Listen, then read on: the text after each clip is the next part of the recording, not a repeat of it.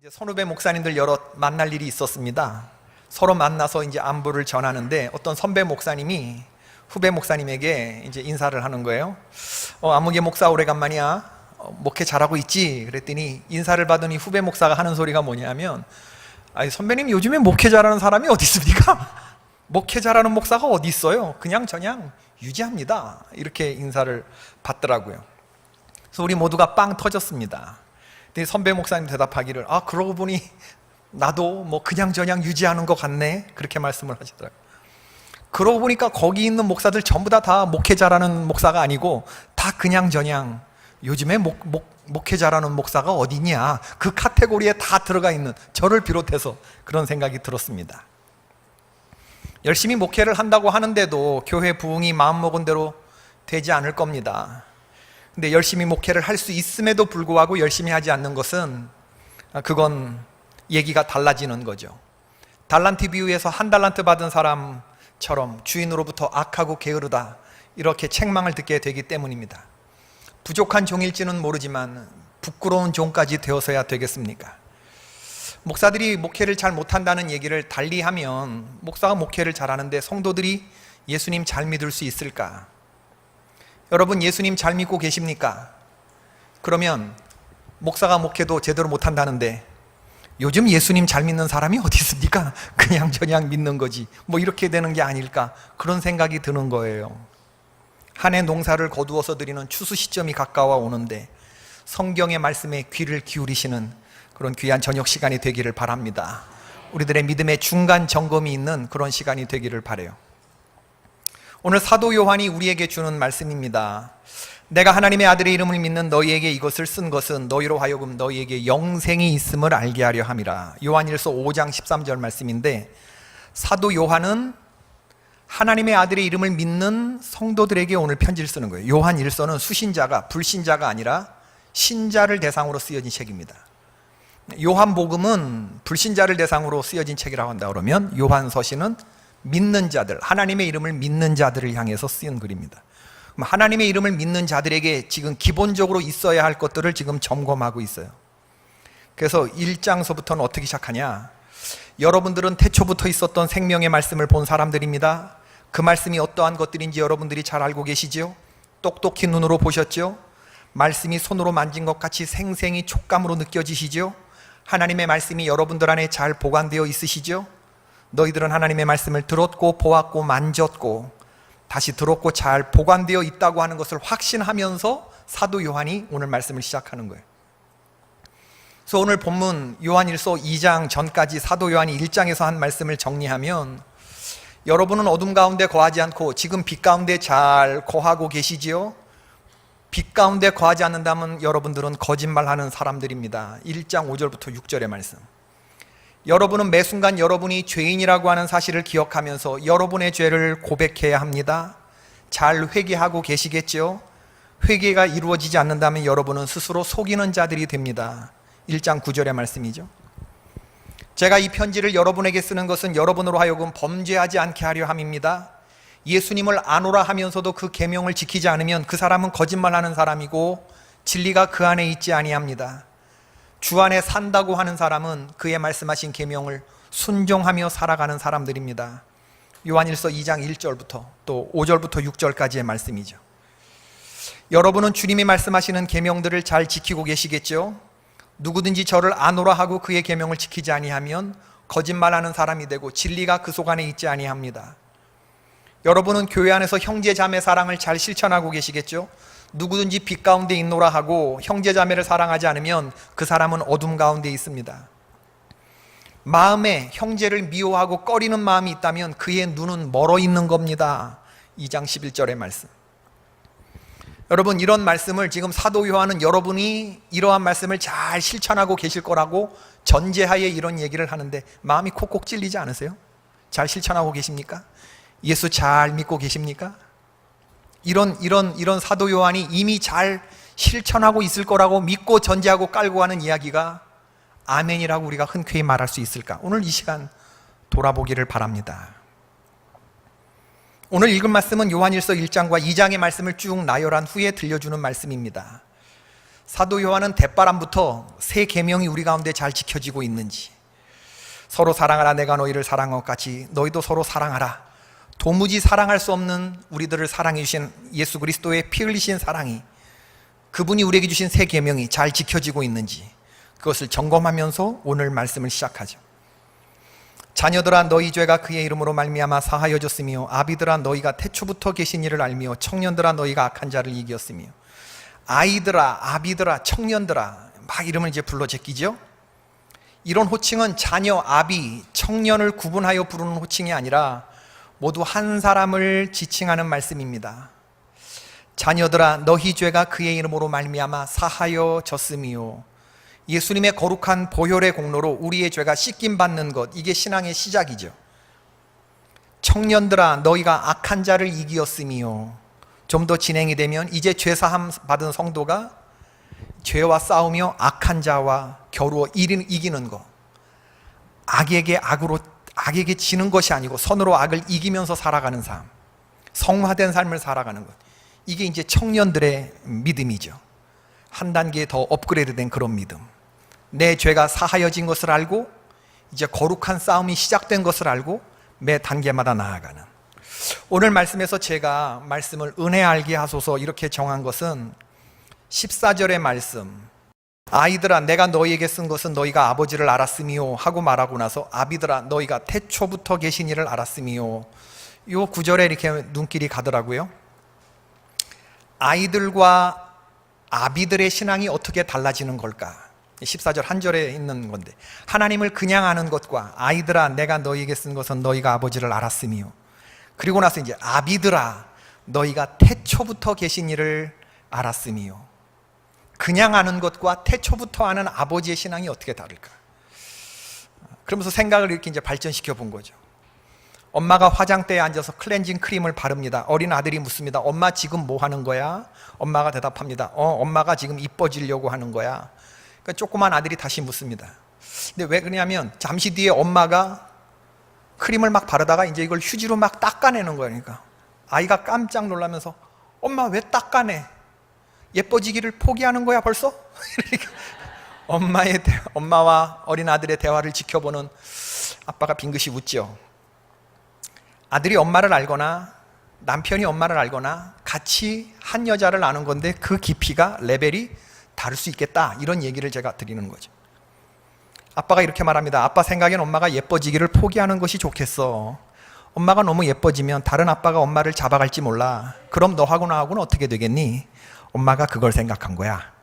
엄마는 아직 너와 날 사랑하고 있어. 그러니 우리가 엄마를 잘 지켜줘야 해. 이렇게 얘기를 했다 진짜. 야, 어떻게 이런 멘트를 날릴 수가 있는지 도저히 나는 상상이 안 되지만 아빠가 이렇게 얘기를 했다.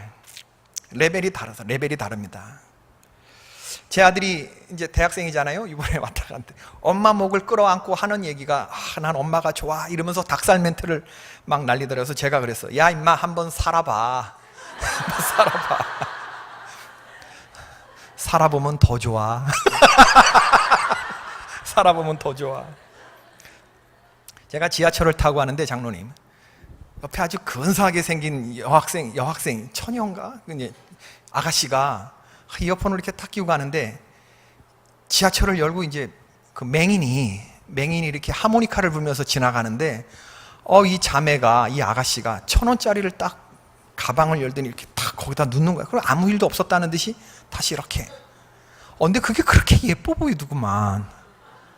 야, 얼굴도 이쁜 앤데 어떻게 저렇게 긍휼의 마음과 저런 게 있을까? 그러면서 제가 그 영상이 오래 가더라고요. 이 지하철에서 만난 그 아가씨. 그런데 언젠가 집사람하고 지하철 타고 가는데 제 아내 김부영 여사님이 5,000원짜리 지폐를 꺼내서 하모니카 부는 똑같은 그 시각장애인 이렇게 지나가는데 5,000원짜리를 꺼내서 집어넣는 거예요. 얼마나 예뻐 보이든지. 야, 하나님이 나에게 이렇게 좋은 아내를 줬구나. 그러면서 또 그 영상 또 오래 가더라고요. 제가 이런 사람하고 삽니다. 한 해, 두 해 이렇게 신앙생활을 하면서 하나님 체험하는 게 깊어지는 레벨이 있어요, 여러분. 에스겔이 본 환상처럼 하나님의 은혜가 발목까지 찼을 때, 무릎까지 찼을 때 레벨이 다릅니다. 허리까지 찼을 때, 창이란 바다에 온몸을 잠글 때, 여러분 발목까지 칠 땐 첨벙첨벙거리고 뛸 수 있어요. 아무리 은혜를 체험해도 내가 내 마음과 내 욕심대로 행할 수 있습니다. 그러나 허리까지 오면 얘기 달라져요. 가슴까지 차면 이제 마음대로 못 움직입니다. 하나님의 은혜가 우리를 이끌어가는 겁니다. 그러다가 머리까지 꼴깍꼴깍 차면 그땐 하나님께 붙들린 종이 되는 것이죠. 우리가 주님을 처음에 믿었을 때 신앙생활의 연조가 깊어가면서 10대 때는 그저 형, 동생, 결혼하지 않은 그런 은혜만 체험하다가 결혼하고 나서 성경을 읽으면요, 성경이 완전히 다르게 읽혀집니다. 여러분, 한 남자와 한 여자의 아내로 산다는 게 뭔지, 우리가 삶이 나이가 들어가면서 총각으로 있을 때와 유부남으로 있을 때와 아버지가 될 때와 할아버지가 될 때 읽는 성경이 다 다르대요. 저도 그런 것 같아요. 신학생 때 읽은 성경과 지금 이제 50이 되면서 읽는 성경이 다르고요. 저희 아버지는 지금 이제 80이 넘어가시는데 시력이 약해지셔서 성경을 오디오로 들으시는데 새벽마다 평생 읽어온 성경인데, 야, 내가 요즘에 어디 이런 구석이 있나 싶을 정도의 성경이 발견된다는 거예요. 어떻게 이런 표현과 이런 구절이 숨어 있었나 싶은 정도의, 그래서 듣고 또 듣고 한다, 듣고 또 듣고 한다. 예전에 몰랐던 하나님의 은혜가 더 크게 느껴지는 거예요. 믿음의 연조가 늘어가면서 읽는 성경의 의미가 달라지는 것은 우리가 나이 먹어가기 때문이 아니라 하나님의 부어주시는 은혜가 점점 더 커지기 때문입니다. 그 크신 하나님의 사랑 말로 다 형용 못하네. 저 높고 높은 별을 넘어 이 높고 낮은 땅 위에 죄범한 영혼 구하려 그 아들 보내사 화목제물 삼으신 하나님의 사랑을 우리가 어떻게 측량할 수 있겠어요? 하늘을 두루마리 삼고 바다를 먹물 삼아도 다 기록할 수 없는 하나님의 사랑이겠죠. 아담에게 하늘과 땅에 있는 모든 것들의 이름을 붙이도록 허락하신 하나님, 동생을 돌로 쳐 죽인 가인에게조차 옷을 입혀 보내신 그 사랑의 하나님, 하지 말라는 것을 골라가면서 하는 신실치 못한 당신의 약혼녀 이스라엘을 기어이 포기하지 못해서 당신의 아들을 내어주고 다시 품에 안으신 이분, 사랑의 왕, 왕 중의 왕. 사람에게 다른 종교들은 다 섬김을 받는 그런 신이지만 우리 기독교가 믿는 신은 사람을 위해서 당신의 목숨을 신이 버려주신 이 사랑을 우리가 믿습니다. 그래서 이 종교만이 구원이 있는 것입니다. 우리로 하여금 하늘에 속한 신령한 복을 주시기 위해서 창세전에 그리스도 안에서 우리에게 허락된, 우리를 택하신 그 하나님의 사랑, 우리로 하여금 거룩하고 흠이 없는 백성으로 삼기 위해서 예수 그리스도로 말미암아 자기의 아들이 되게 하신 하나님, 그 하나님의 은혜를 생각하면 이게 너무나 감동이 되는 거죠. 이 은혜를 아는 사람이 신앙생활 제대로 하는 사람입니다. 잔디밭이라고 하는 시가 있어요. 잔디밭, 너무 작게 태어나 혼자서는 아무것도 할 수 없어 우리 서로 모아본 정성이 주님 쉬어갈 자리가 되었습니다. 꽃잎이 아니라면 향기라도 주시지, 밟혀서 살아나는 모진 목숨. 그러나 주님 앉았다 가시는 흰 옷자락, 더럽혀서는 안 될 까닭이었다면 주님의 뜻은 내 하늘이요 내 땅입니다. 겸손으로 거듭나는 이 계절, 모두 다 아름다운 옷으로 갈아입고 있을 때 우리는 단 한 벌 있는 푸른 가슴을 주님 당신께 드리겠습니다. 이야, 너무 멋진 시 아닙니까? 잔디, 그 한 입 한 입이 너무나 미미한 존재인데 꽃잎도 없고 향기도 없다고 그렇게 말하는데, 밟혀서 살아나는 모진 목숨이라고 말하는데, 그런데 꽃밭이라면 예수님이 어떻게 거기에 앉으실 수 있겠어요? 잔디여서 감사할 수 있는 이유, 잔디여도 감사할 수 있는 이유. 오늘 그 사랑의 하나님이 우리에게 말씀하시는 건 뭐냐 하면, 너네들이 태초부터 본 말씀과 손으로 만진바된 그 말씀이 잘 지켜지고 있겠지? 너희들이 사랑을 잘 실천하고 있겠지? 이 얘기를 하면서 너희가 이런 하나님의 은혜를 알았으니, 독생자 예수 그리스도 십자가의 사랑을 알았으니 이 세상에 머무는 동안 70년 80년 동안 이 세상의 사랑을 사람들에게 나눠주고 오라, 지금 그 얘기를 하는 겁니다. 이 형제 사랑의 마음이 있으면 너희들이 하나님의 자녀고 참 제자가 되는 거고, 하나님을 안다고 하면서도 형제를 사랑하지 않고 미워하는 그런 모습으로 지금 살고 있다고 한다면 너희들은 하나님하고 관계없는 사람들이다. 그 얘기를 지금 사도 요한이 대바람부터 리트머스 시험지를 갖다 대는 게 뭐냐면 우리의 사랑의 농도가 어떤지를 들이대는 거예요. 그리고서 우리의 믿음이 진짜인지 아닌지를, 하나님의 아들의 이름을 믿는 너희에게 이것을 쓴 것은 너희 안에 이 은혜를 아는 마음이 있느냐. 은혜를 아는 마음이 어떻게 드러나? 보이는 형제를 사랑하는 것으로 드러나는데, 너희들은 형제를 사랑하느냐, 아니면 아직도 누군가를 미워하는 마음이 있느냐. 아직도 누군가를 향해서 미워하는 마음이 있으면 그 사람은 눈이 먼 사람이다. 그 얘기를 합니다. 이 대목에서 우리 심수봉 권사님의 노래가 생각나죠. 먼 옛날 어느 별에서 내가 세상에 나올 때 사랑을 주고 오라는 작은 음성 하나 들었지. 사랑을 할 때만 피는 꽃 백만송이 피어오라는, 진실한 사랑을 할 때만 피어나는 사랑의 장. 진짜로 이 러시아 민요인데 예수님 사랑을 생각하면서 지은 거라고 그래요. 미워하는 마음 없이 아낌없이 사랑을 주기만 할 때 백만송이 꽃은 피고 그립고 아름다운 내 별나라로 갈 수 있다네. 먼 옛날 어느 변에서 내가 세상에 나올 때 태초부터 우리를 향한 하나님의 뜻은 뭐냐면 사랑하다 오너라, 사랑하다 오너라.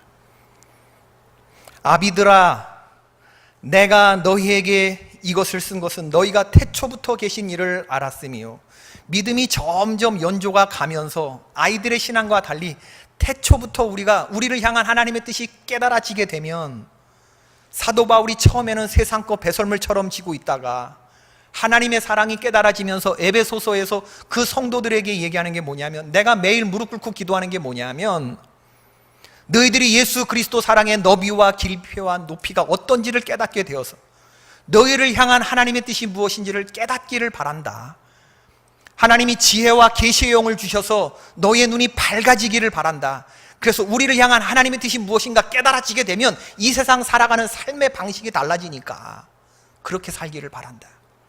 여전히 육신의 정욕과 안목의 정욕과 이생의 자랑, 거기에 따라가지 않습니다. 왜 그렇습니까? 주인만 따라가는데.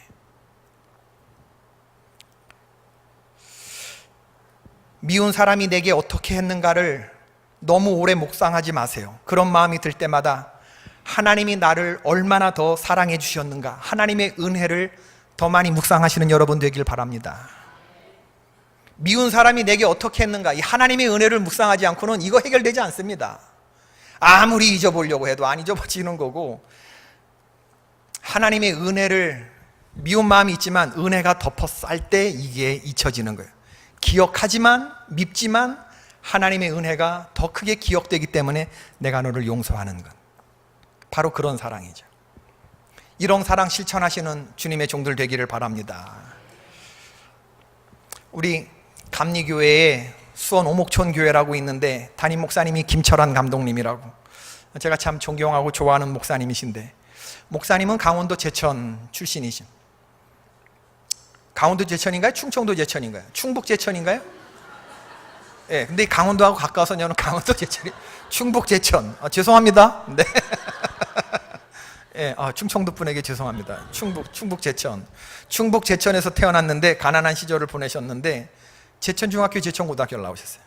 근데 가난해도 보통 가난한 게 아니라서 아버지가 고등학교를 보내줄 수 없다고 그래가지고 중학교 3학년 여름방학 끝나면서 교과서를 책방에 다 팔았대요.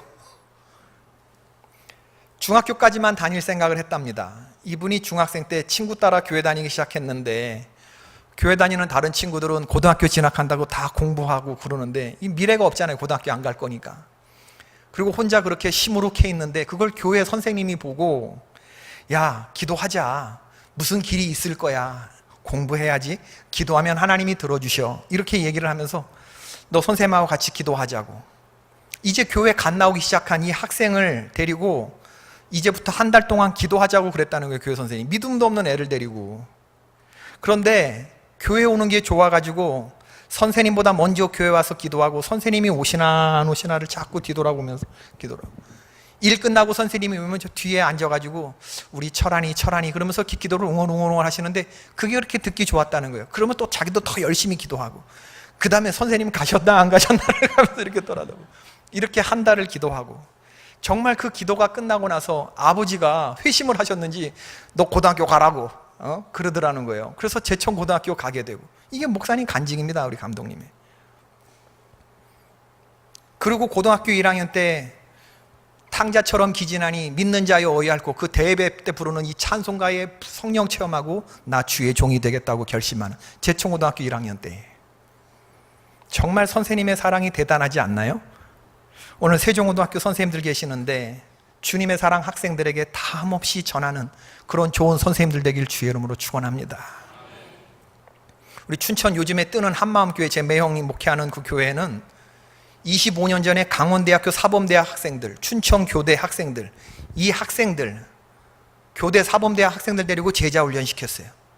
그리고 아주 사범대학 학생들과 선생님으로 풀릴 애들, 이걸 아주 사명감을 가지고 저희 매형이 체육 선생님일 때, 자기도 체육 선생님이었는데, 유도 선생님이었는데, 아이들 붙잡아놓고 제자 훈련하고 양육했는데 지금 25년 지났는데 부활로 유명한 춘천 한마음교회, 엄청난 교회, 선생님들이 그냥 쫙 나가서 강단에서 예수 부활을 학생들에게 전하는 아주 능력 있는 그 간증 가지고 여름에 다시 모여서 뜨겁게 다시 집회하고, 얼마나 놀라운 일들이 일어나는지 모릅니다. 여러분, 황금어장에 이런 아이들이 그냥 막 내게 나온다는 생각을 한번 해보세요. 내가 주님의 은혜를 알고 이 아들을 어떻게 그리스도 앞으로 인도해낼까 생각하면 현장이 달라지게 될 겁니다. 내 일터가 아니고 이건 전쟁터가 될 것이고, 주님의 능력을 구하는 기도가 될 것이고, 매일 예배가 더 뜨거워질 거라고 저는 믿습니다. 오늘 여러분, 하나님의 은혜를 마음속 깊이 간직하시기를 바라요. 은혜에 이끌려 살아가는 여러분 되시기를 바랍니다. 내 안에 그리스도 예수의 사랑이 흐르고 있는지를 점검하십시다.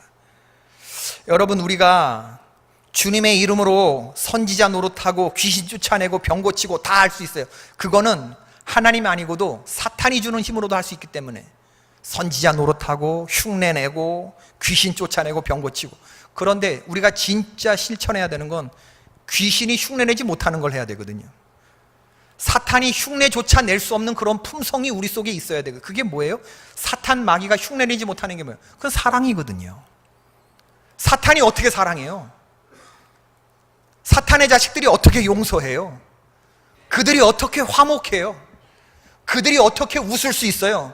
성령의 9가지 열매 그 하나하나를 살펴보면 사탄은 흉내를 내지 못하는 거예요. 그거 주님의 은혜를 아는 우리들의 마음속에 주렁주렁 맺혀 있어야 되는 거예요. 지금쯤 결실의 계절에 지금쯤 사도 요한의 기대대로라면 우리들은 주렁주렁 맺히고 있어야 되는 거예요. 주님의 이름으로 선지자 노릇하고 귀신 쫓고 병 고치고 하는 게 아니라 정말 내가 그리스도의 사랑으로 형제를 따뜻한 눈으로 보고 마음에 미워하는 사람 하나도 없어지는 거, 도저히 용서할 수 없는 사람들 용서하고 가는 거예요. 미운 사람 있지요? 다 생각나지요? 그래도 그 사람을 보면서 아이고, 너 옛날에 나 같았으면 너 벌써 난 너 안 봤다. 그러나 예수는 내가 믿고 복은 네가 받는구나. 이렇게 말할 수 있을 때 예수는 내가 믿고, 우리가 속이 없는 사람이 아닙니다. 우리가 미워하는 이 머리에 뇌상 입은 사람이 아니에요. 미운 감정이 있죠. 그러나 에휴, 예수는 내가 믿고 복은 네가 받았구나. 옛날에 김익도 목사님이 한참 그 시장 상인들 괴롭혔을 때 자기가 회심하고 예수님 믿은 거를 시장 상인들이 믿지 않았어요. 그 중에 어떤 사람이 진짜 가고 꾸정물을 끼얹었어요. 그랬을 때 김익도 목사님이, 조폭 목사님, 예수는 내가 믿고 복은 네가 받았구나. 그걸 보고서 그 시장이 전체가 다 주님 앞으로 돌아왔다는 거 아닙니까? 우리도 그런 거, 이게 내 힘으로 되는 힘이겠습니까? 은혜 아는 사람, 그 은혜를 깊이 묵상할 때 주님께로부터 오는 사랑인 줄로 믿습니다. 그래서 주님의 제자가 되면, 하나님의 은혜를 깊이 깨닫고 그 말씀에 묵상하는 사람이 되면 그가 하나님의 자녀, 이런 사랑이 그 속에서 나오는 것이죠. 오늘 말씀을 종료를 하면서 은혜 아니면 이 찬양을 부르고 싶었는데 우리 한번 트라이 해볼까요? 하다가 안 되면 뭐 포기하는 거지 뭐. 이게 성가대 곡입니다. 우리가 부르는 기에는 조금 어려운데, 만약에 하다가 안 되면 지체 없이 310장으로 바꿀 거예요.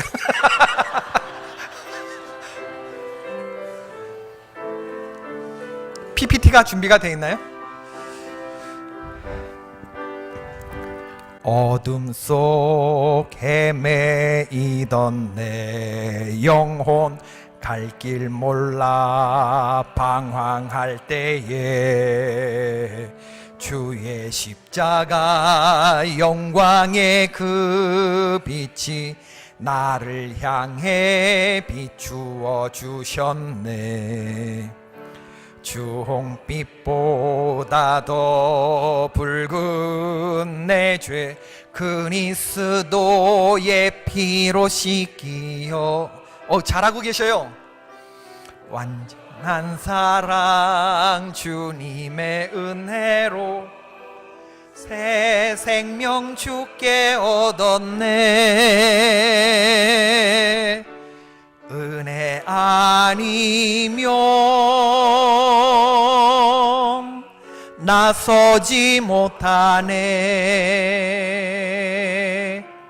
십자가의 그 사랑 능력 아니면 나서지 못하네. 은혜 아니면 나서지 못하네.